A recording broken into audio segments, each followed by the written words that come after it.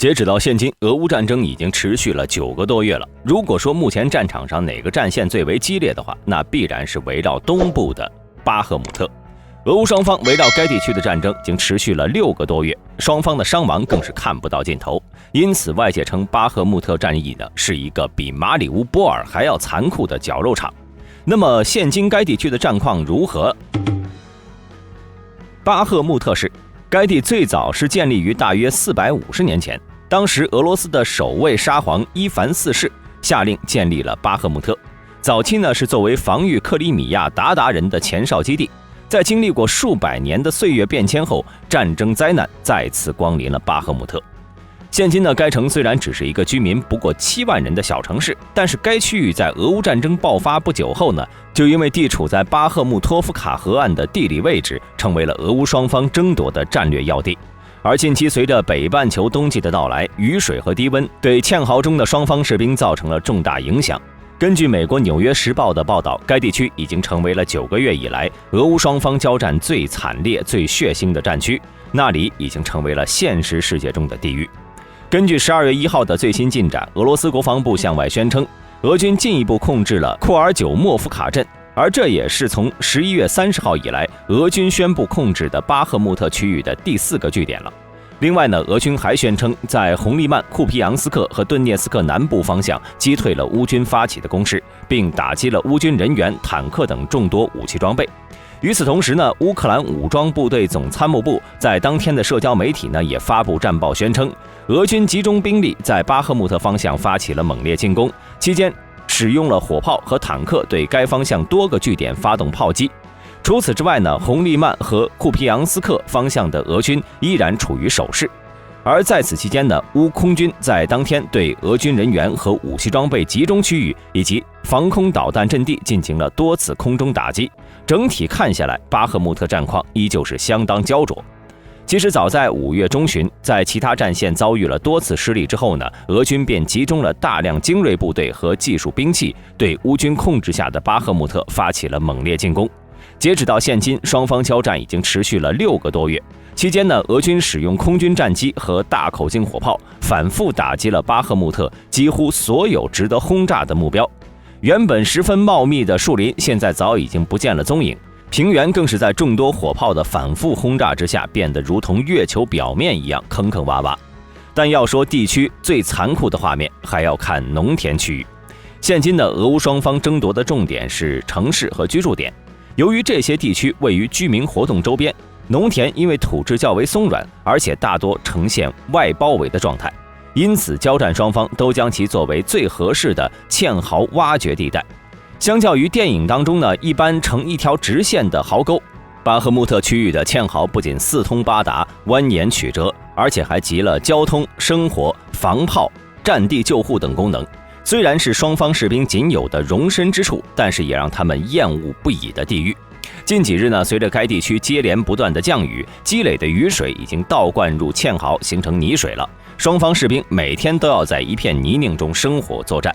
另外，这种堑壕式的对峙让大兵想起了1战时期西线德国和英法联军曾经的战斗。相较于10多年前的西欧战场，每天动辄上万的伤亡人数。虽然俄乌双方每日伤亡是只有几百人，但各位要知道，自从2战结束以来，由于各国战略、战术和武器装备的不断发展，现实世界已经许久没有出现像巴赫穆特这样的军事对抗方式了。其恶劣的作战环境、居高不下的伤亡数字以及望不到尽头的战斗，让其迅速成为了俄乌战争的焦点。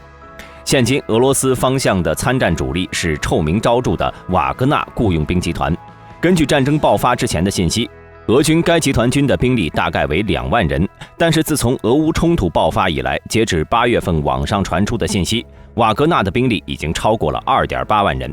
此外，之前俄军从赫尔松西部撤出的那部分机械化部队，有消息传称是也来到了巴赫穆特战线，再加上其他的补充部队，如此一来呢，俄军该地区的兵力是应该不比乌军少。至于乌军方面呢，除了一直部署在该阵地的第5机械化旅和国土防御第112旅，乌克兰还新增加了第58摩托化步兵旅和第93机械化旅。此外呢，还有第26炮兵旅、第57机械化步兵旅、猎人旅艾达营以及西方雇佣军莫扎特。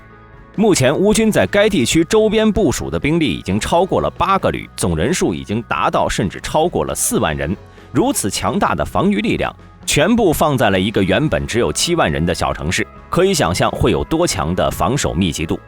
综上所述，在巴赫穆特地区，俄乌双方部署的兵力已经达到了8到10万人。如此庞大的军团作战，硬是打成了一战的模式。在本就不大的空间内，战壕遍地，众多火炮相互轰炸，每天的推进速度甚至能以米来计算。而更恐怖的是，在巴赫穆特这片漩涡中，半年的交战后呢，俄乌双方已经很难再撤出该地区了。一方面，乌克兰在此前接连大胜的影响下，是承受不了在正面战场上严重失利的。一旦失利，势必会影响到国内民众和北约方面的态度，士兵的士气也会下滑。所以，为了保住巴赫穆特这一战略要地，直接将精锐的第93机械化旅调往了巴赫穆特。至于俄罗斯方面，也由于前几个月的接连失利，俄军也面临着巨大的内部压力。拥有重要战略意义的巴赫穆特便成为了俄军挽回声誉的重要战役，双方都是势在必得。不过，由于受到战斗区域和交战方式的限制，导致交战双方士兵无法全面展开，这才出现了战场上使用大量火炮互炸的现象。毕竟，战争的本质呢，就是投送杀伤。火炮作为陆上远程火力杀伤的翘楚，自打诞生以来就有着特殊的位置。有鉴于双方的交战方式，巴赫穆特附近的俄乌军队自然大量的使用火炮进行火力支援。从双方前线士兵的伤亡情况来看呢，炮击造成的破片伤害和脑震荡已经占据了相当大的比例。根据《纽约时报》的消息，乌军在之前几个月中，从北约各国接收了约350门的声管火炮，期间一直在高强度使用的，尤其是性能强悍的美制 M777型155毫米榴弹炮。因其轻便和自带火控软件等优点，在乌军中使用频率非常高。期间，为了避免被俄军反火炮部队打击，乌军炮兵会在 M777的极限射程附近开火，而这往往在俄军火炮的射程之外。在接连不断的炮击中呢，俄乌双方士兵大多是只能待在充满泥水的堑壕中，再加上低温降雨等问题，使得衣服、食物、药物等生活物资都成了难题。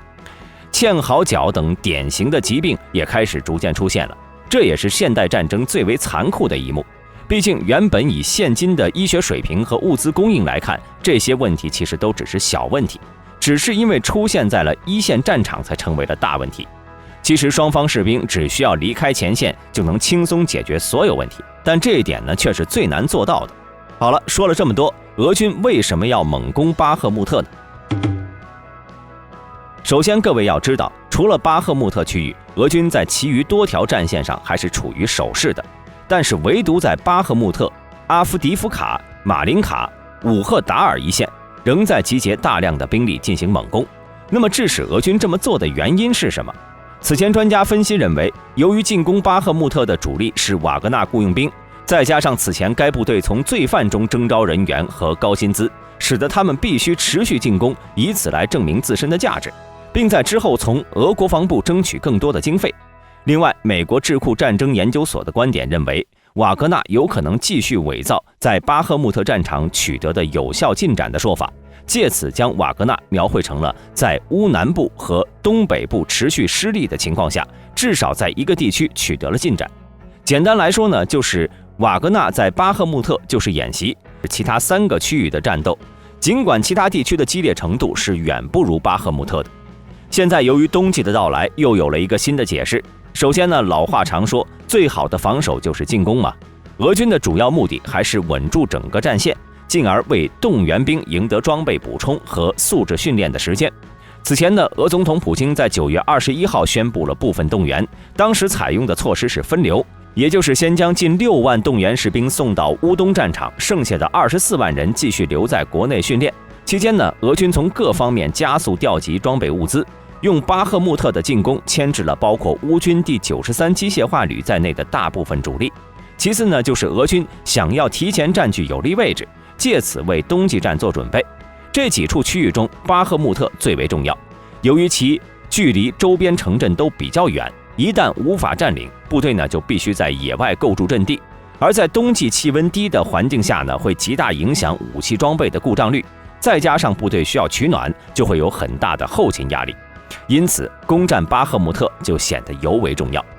除了上述2个猜想呢，还有一个有意思的推测，那就是俄罗斯是为了降低国内的犯罪率。此前，瓦格纳的厨师叶普根尼曾经表示，巴赫穆特作为一个防守严密的筑垒地域，乌军士兵不仅训练有素，而且抵抗意志极强。我们的作战任务并不是巴赫穆特本身，而是为了摧毁或者削弱乌军的战争潜力，尽量消灭乌军的有生力量。虽然这次行动被称为巴赫穆特绞肉机，但我们也为其他作战方向的部队争取了时间。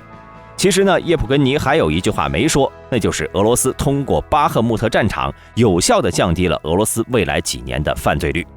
根据此前俄罗斯内务部的统计，在2022年1月到9月，俄罗斯国内一共发生了149.8万起犯罪事件，比之前同比减少了 1.5%， 其中严重和特别严重的犯罪降低了 5.5%。在这之中，瓦格纳可以说是为了改善俄罗斯国内治安问题出了很大的力。毕竟在开战不久，瓦格纳就招募了大量的社会闲散人员和退伍军人，那些敢于主动上前线打仗挣钱的人，或多或少呢都有一些暴力倾向。现今随着他们都去了战场，国内的治安环境自然是好了很多。还有就是上面大兵说到的，瓦格纳还征召了许多正在服役的罪犯。根据相关统计数据显示，瓦格纳至少已经征召了超过 2.3 万名重刑犯，这批人呢有超过 50% 在战场上阵亡了，成为了名副其实的一次性士兵。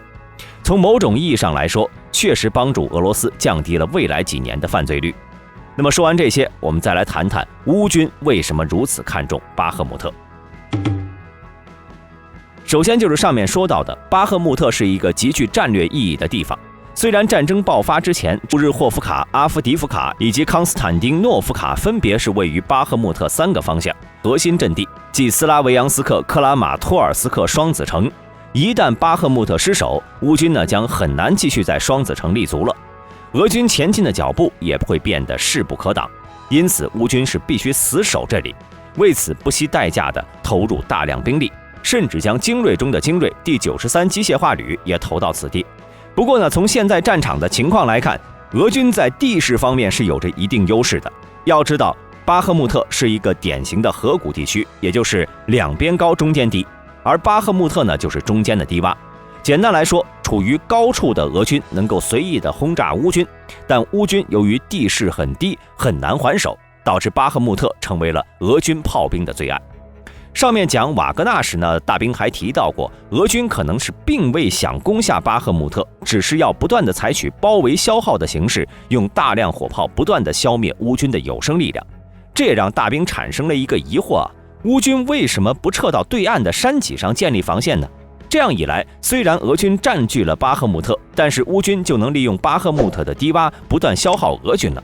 想来想去，那就只有一个原因，那就是如果现在乌军撤离了巴赫穆特，可能已经没有足够的兵力在后方的山脊建立防线了，所以乌军只能坚守在巴赫穆特。当然了，以上情况纯属猜测。总结来说，对于巴赫穆特，俄乌双方都是志在必得，这也使得此地逐渐演变成了一场消耗战，双方只能一直坚守，就看之后谁的弹药和物资更充足了。